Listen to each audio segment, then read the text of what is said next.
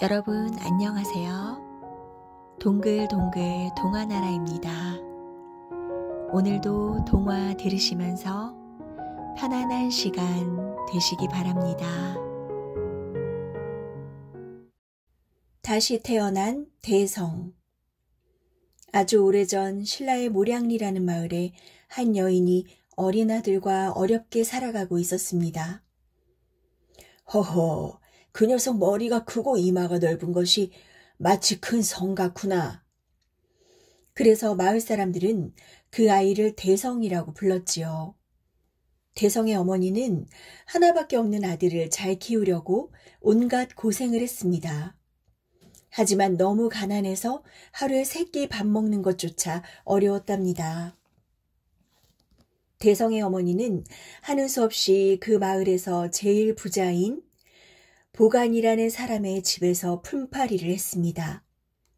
아들만큼은 굶게 할 수 없다는 생각에 하루도 쉬지 않고 열심히 일했죠.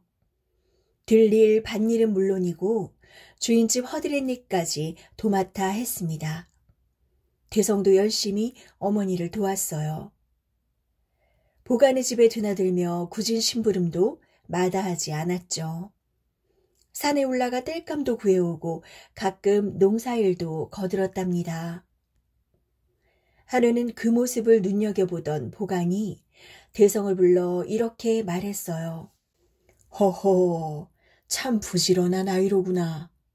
내가 밭을 조금 떼어줄 테니 농사를 지어보아라. 아마 살림미천으로는 충분할 게다. 보간은 대성이 열심히 일하는 모습을 기특하게 여겨 밭을 나누어 주었어요. 그러자 대성은 전보다 더 열심히 일했죠. 새벽이면 밭으로 달려가 온종일 밭을 일구었지요. 뿐만 아니라 틈틈이 보간의 집안일도 거들었답니다. 열심히 일하면 반드시 잘 살 수 있을 것이라고 믿었기 때문이죠. 그러던 어느 날이었어요. 대성이 보간의 집에서 일을 거들고 있는데 점괘라는 스님이 찾아와 시주를 청했습니다. 곧 흑륜사에서 법회가 열리는데 시주를 해주시면 반드시 복을 받으실 것입니다. 점괘 스님의 말을 들은 보간은 얼른 스님에게 배 50피를 내주었습니다. 그러자 스님이 기뻐하며 이렇게 말했지요. 지금 이렇게 한 가지를 시주하면 나중에 1만 배의 복을 얻게 됩니다. 신도님께서는 오래도록 편안히 살 길이 열릴 것입니다. 대성은 그 이야기를 듣고 어머니에게 달려갔습니다. 어머니, 제가 방금 보간 어린이 집에서 들었는데 지금 시주를 하면 뒷날 1만 배의 복을 받는답니다. 아마 전생에 시주를 하지 않아서 우리가 이렇게 가난하게 사는가 봐요. 지금 또 시주를 하지 않으면 후생에 더욱 가난할지도 모르니 우리도 어서 시주를 하는 것이 좋겠습니다. 듣고 보니 그렇구나.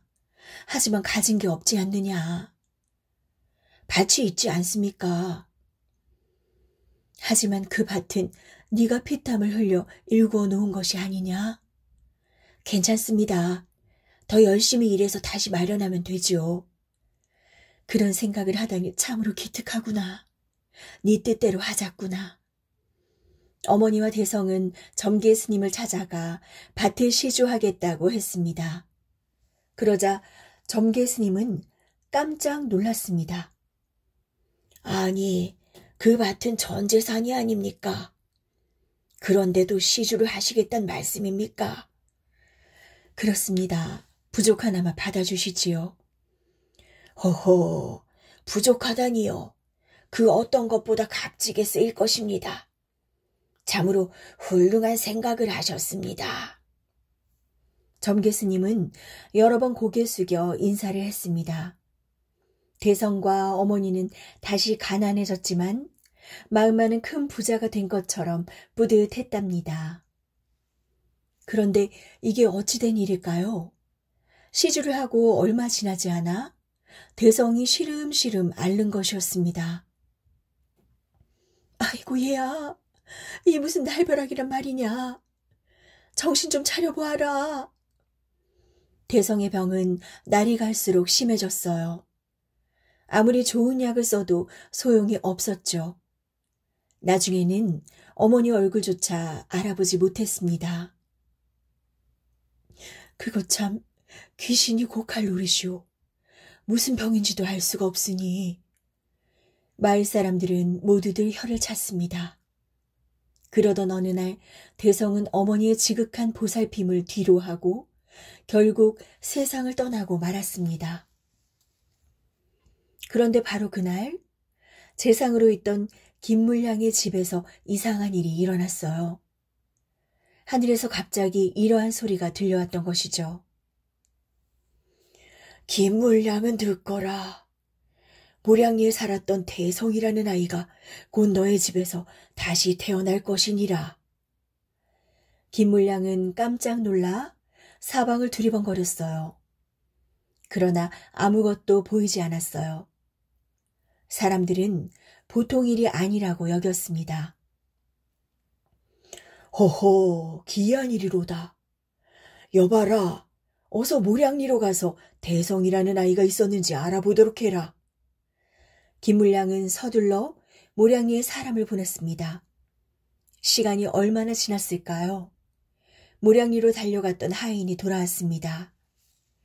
어르신, 모량리에 김대성이라는 아이가 있었는데 묘하게도 오늘 숨을 거두었다고 합니다.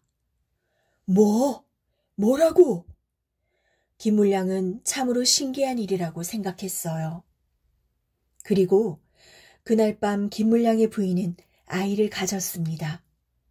하루 이틀이 지나고 한 달, 두 달, 그리고 10달이 지나갔어요.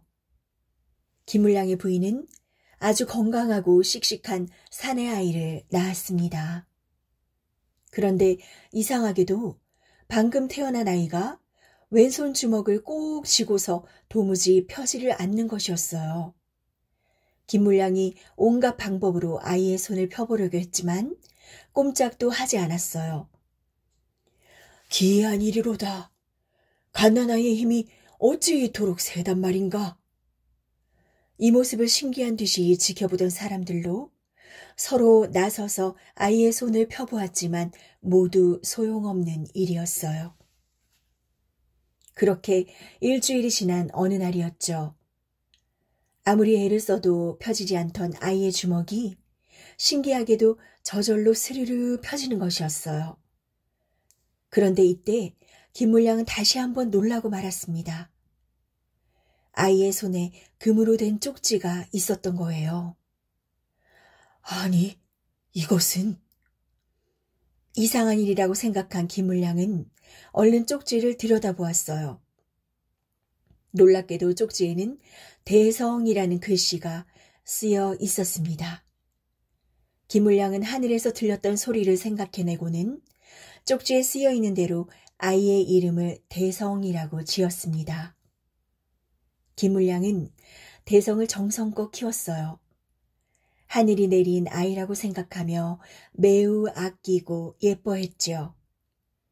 대성의 옛 어머니도 모셔와 한 집에서 살았답니다. 대성은 두 부모의 보살핌으로 쑥쑥 잘 자랐어요. 금방 소년이 되었고 어느새 청년이 되었죠.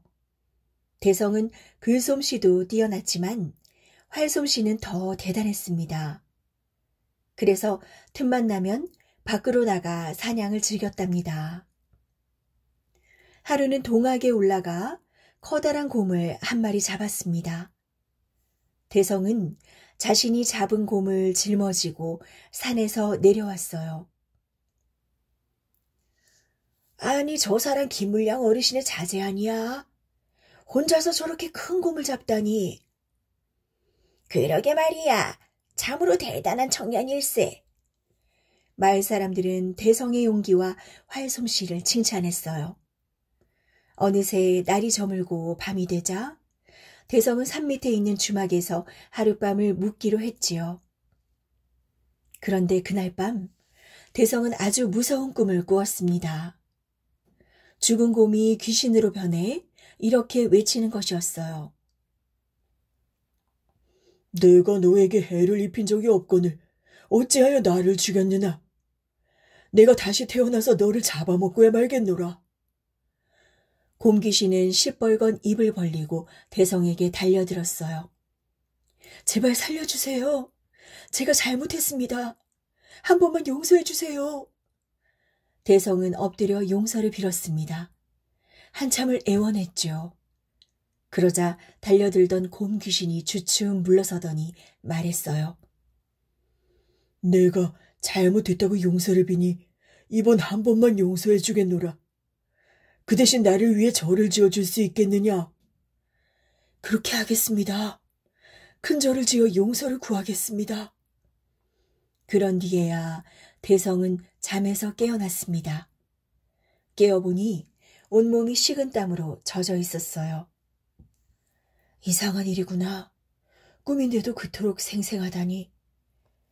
가만히 있자. 무슨 생각이 들었는지 대성은 얼른 일어나 밖으로 나갔습니다. 그리고 자신이 잡은 곰을 찬찬히 살펴보았죠. 화살이 꽂힌 자리에서는 아직도 검붉은 피가 흐르고 있었어요. 아무리 짐승이라도 함부로 죽여서는 안 되겠다. 생명을 어찌 소홀히 다룰 수 있겠는가. 다시는 사냥을 하지 않으리라. 대성은 그 자리에서 자신이 아끼던 활과 화살을 모두 부러뜨렸어요. 그날 이후 대성은 사냥을 하지 않았고 곰과 약속한 대로 곰을 잡았던 자리에 장수사라는 큰 절을 지었습니다. 그리고 죽은 곰이 좋은 세상에 가게 해달라고 빌었답니다. 장수사를 짓고 난 후 대성은 많은 것을 깨달았습니다. 그래서 무엇보다 먼저 부모의 은혜에 보답해야 한다고 생각했지요. 대성은 현생에 자신을 낳아준 부모를 생각하며 불국사를 지었습니다. 그리고 전생에 자신을 낳아준 모량리의 어머니를 위해 석굴사를 세웠죠. 이로써 김대성은 현생과 전생의 부모 모두에게 효성을 다했던 것입니다.